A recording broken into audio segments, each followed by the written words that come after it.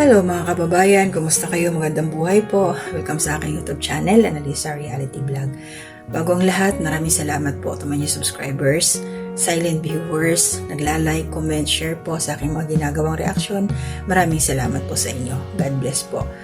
More blessings sa family ninyo. So ngayon yung reaksyon ko po ay dito kay Kalinga Prab.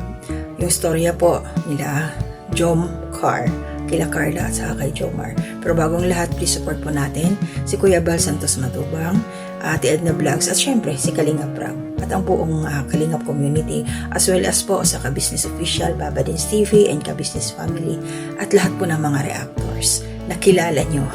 At baka hindi ko na rin may shoutout, lahat-lahat.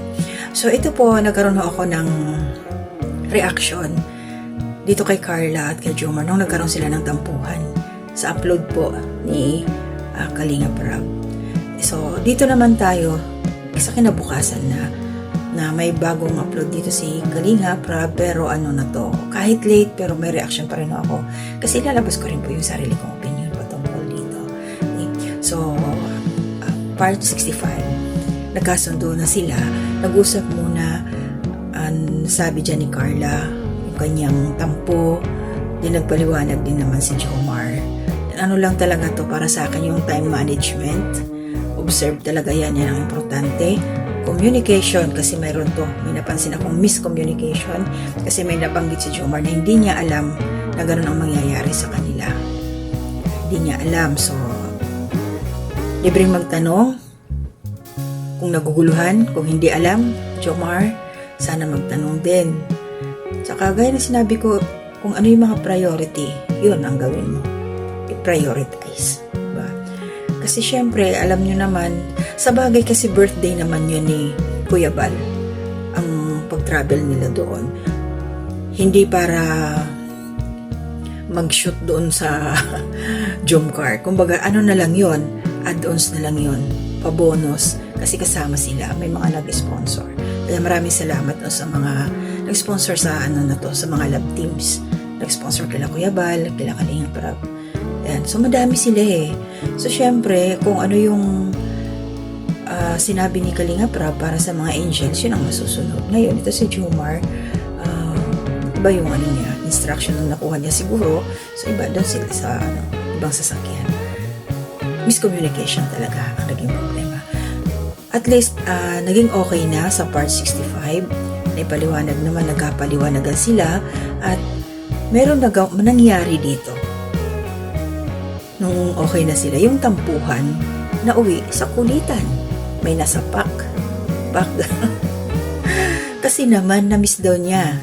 Siguro yung gano'n naman talaga tayo, di ba? Pag medyo mayroon tayong LQ ng ating mga kasama sa buhay. Although ito naman sila, love team lang naman eh. Hindi natin alam kung sa personal sila na nga ba. Pero, naintindihan natin yon na magtatampo talaga si Carla pagka gano'n. So, nagkaroon na ng time na magkausap na.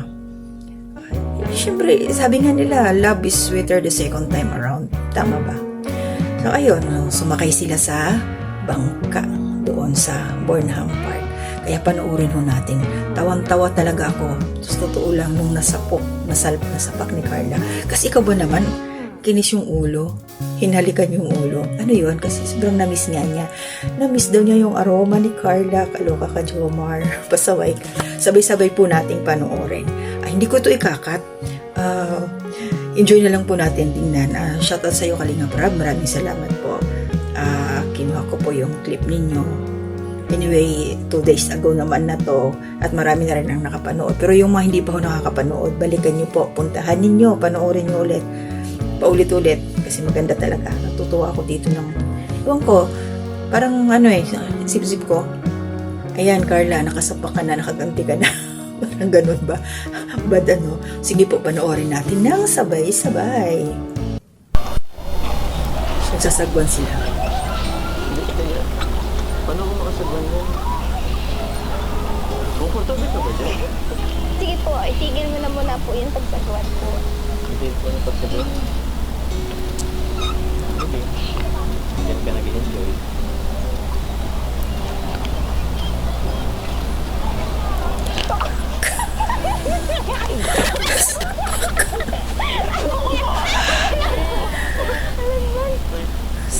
Sikat talaga. Lakas ah! Ba't po inamin mo yung ulo ko? Amoy po akong anay. Sandal ka na lang ulit. Di ko na amoyin. Yan, sandal ka na ulit. Sorry hindi ko napigilan. Medyo, namiss ko na rin kasi yung yung aroma. Ay, kasi talaga sa aroma. Isaway. Joke lang. Siyempre, alam ko naman yung amoy mo. Mabango pa rin.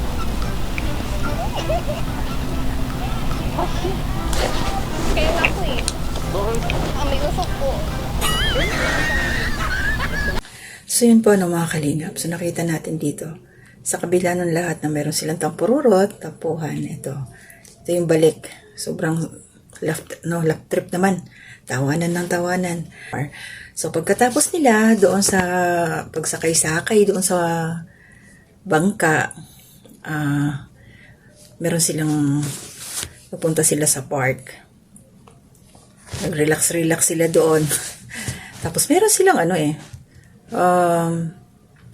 masabay, promise ba yun nila sa isa't isa? Pakinggan ho natin. Ito na po yung last. Dami na pong nangyari. Dami na ding toxic sa social media. Pero minsan nasasanay na lang po ako. Yan, sabi ni Carla, dami na nangyari, daming toxic sa social media. Wag mo na lang basahin, Carla, kasi ganun talaga yun. Ang importante, alam mo kung ano yung sarili mo, alam mo kung sino ka. Hinahayaan ko na lang. Siya? Umiyak ka pa ba? Siyempre po, hindi naman maiiwasan. Ako nasasanay ka na. Sa bagay. Ganun talaga, Carla, kasi nung una kong nakita tong batang to, seryosong nagtitinda lang to siya ng mga kakanin na niluluto niya, napakasipag. Bilis nga Isang taon, grabe. Ang malaki na yung nabago sa buhay ng batang to at saka yung pamilya niya. Salamat kila Kalinga Prab. Kasama sa buhay mo, Carla, na ganyan talaga lahat ng kilos mo may makakapansin. Pero ignore mo lang. Ito yung talaga yung time na minsan pag napupunod tayo, iyak na lang din talaga natin. Pero, kaya naman yan. Pero yun po, sana kahit na anong mangyari, nandyan ka pa rin. Nandito pa rin yung Jomcar, matatag. Oo naman. Kahit anong mangyari, nandiyan pa rin si Jomar, nandiyan pa rin ang Jomcar, matatag. Basta Carla, ang masasabi ko lang sa'yo, huwag masyadong matampuhin, lawakan yung pangunawa, kasi sa sitwasyon ninyo, syempre, kailangan ninyong sumunod kung ano yung mga dapat sundin, mga instruction nila Kalinga Prab. Kaya, adjust din, manimbang lagi. Huwag agad ang pururot. At syempre, ito naman si Jomar talaga, hindi ko alam kung anong meron dito na hindi yata. Kailangan ng relo ni Jomar dalawa, kaliwat kanan. Yung isa, laging naka-alarm kung ano yung schedule niya. Para lagi siyang mareremind ahead of time. Para hindi siya malilate sa usapan nila ni Carla kung meron man. Diba? Jomar, relo. Tuloy. Oo naman. Sana, ganun ka din. Na kahit sobrang bashing na rin na matatanggap natin parehas. Hindi na natin alam kung sino paniniwalaan. Sana, doon pa rin tayo, andyan ka pa rin. Wait, mo nang babash kasi. Ito nalilito si Jomar. Para sa akin, paniwalaan yung dalawa yung sarili ninyo. At paniwalaan niyo si Kalinga Prab kasi sila yung nag-handle sa inyo Diyan kayo nakilala Ignore nyo na lang yung mga negative comments dyan sa comment section. Kung ano yung makakabuti sa inyo, yung dalawa ni Carla, kay Kalinga Prab, kung ano yung niya, doon na lang kayo sumunod. Yun ang paniwalaan ninyo. At syempre kasi may mga sponsor na mga demanding. Yun. Yung iba okay naman, kaya lang yung iba, hindi porket sponsor sila, gusto nila hawakan na yung Jomcar. Huwag naman. Kung talagang nakasuporta kayo sa dalawang to, sa mga batang to, maintindihan nyo na nandiyan si Kalinga Prab na siyang nagbibigay ng instruction sa kanila. Maraming salamat sa mga nagsusuporta, mga sponsor dito. Kasi natutuwa nga sila sa tambalan na to. Pero hindi ibig sabihin, porket sponsor kayo, ay kayo na yung masusunod. Diba? Salamat sa pag-share ng mga blessings ninyo, sa pagtulong ninyo sa dalawa, kay Jomar, kay Carla. Salamat po sa inyo. Yun lang. wag natin pangunahan ang mga desisyon ni Kalinga Prab kung ano man ang gusto niyang gawin para sa dalawang to. Pero open naman sila, open naman sa mga suggestions eh.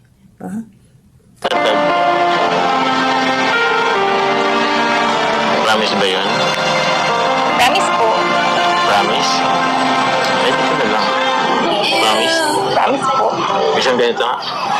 Well, the air that I breathe. Dito sila unang tatak nila talaga. Yes, and you. Tsaka, yung mga sinasabi nila, ayan mo lang yun. Huwag mo masyadong pakinggan. Pakinggan mo, pero ilabas ulit sa kabilang tenga. You are Tsaka, the ang sun. mas mahalaga A is, gift of life. yun, kung ano man sabihin nila, at least, alam naman natin kung anong, kung yung tayo, alam natin yung mga sarili natin, Are the water alam natin ang that keeps me totoo sa atin sa isa't isa. You are the one. Tsaka, dito kasi tayo nakilala social media. Kaya, yun, ito na talaga yung buhay natin. Wherever you Bashing dito, bashing doon. Pero, yun, whatever sanay na rin din talaga. I'll be there for you. Basta, importante, Forever. alam natin sa isa't isa, yung tayo, diba? Sa likod ng camera, sa likod ng social media, Give it all. hindi naman ang mahalaga. Give you my life.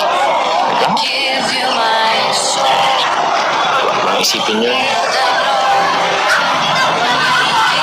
Pero si Mandal, Okay, mga kalingap, so yun po. At least naging okay na sila, naging maayos na. Mga bata pa kasi to eh. Lalo bata pa si Carla, nag-aaral pa siya, first year college. Kaya wag natin silang pressure ba sa kanilang tambalan ni Jomar. Ito si Jomar, graduate na yan. So may tamang panahon para dyan. Kung magiging sila man sa future, di ba? Antayin na lang natin. At least, good vibes lang po tayo. Huwag natin masyadong higpitan yung bata or manduhan kung ano yung mga... Mahirap kasi parang dinumero yung kilos nila. Ang hirap ng ganyan. Diba? Parang halos wala ng privacy. Dalawang ito. Pero ganun talaga kasi tama sabi ni Jomar, dyan sila nakilala sa social media. Pero syempre hindi may iwasan, may mga negatibo at salamat doon sa mga positive na sumusuporta kay Kalinga Prab at saka sa tambalan na to. So yun lang po yung sa akin. Maraming salamat sa inyong lahat sa patuloy na suporta. Shoutout po kay Bayona TV, kay Teacher N, kay Gandang Emmy, kay Sir Kuya Noli, at saka si Birador at sa lahat po ng mga reactors ng Kariba ng Kalingap. Salamat po sa inyong lahat at hanggang sa muli. Ingat po tayo. To God be the glory.